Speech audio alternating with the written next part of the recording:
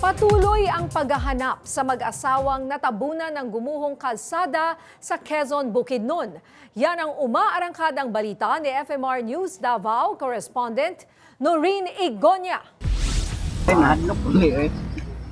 Mano-manong hinuhukay ng mga rescuers katuwang ang ilang mga residente ang lupang ito mula sa gumuhong kalsada sa Overview Sitio Kipolot, Barangay Palacapao, Quezon, Bukidnon.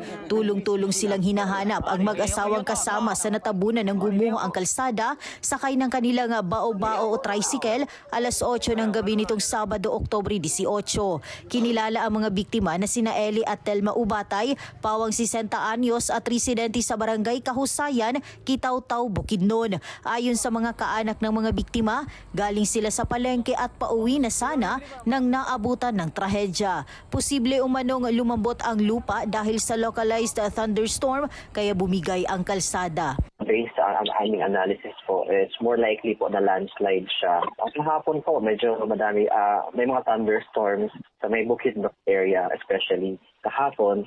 But most especially from the previous days, 16 to 17, October 16 to 17, very na malalakas yung mga thunderstorms na observed, especially sa may Quezon, Bukidnon.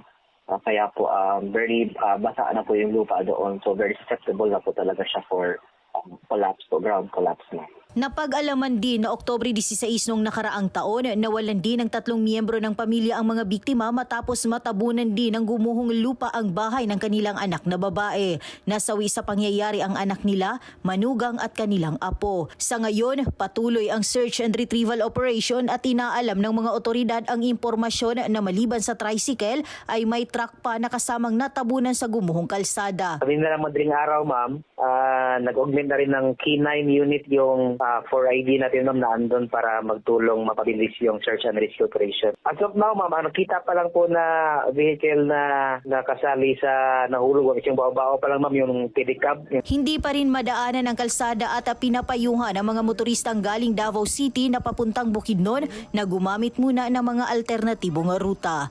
Mula sa FMR Bukidnon, Noreen Igonia ng PRTV News, nagseserbisyo para sa Pilipino.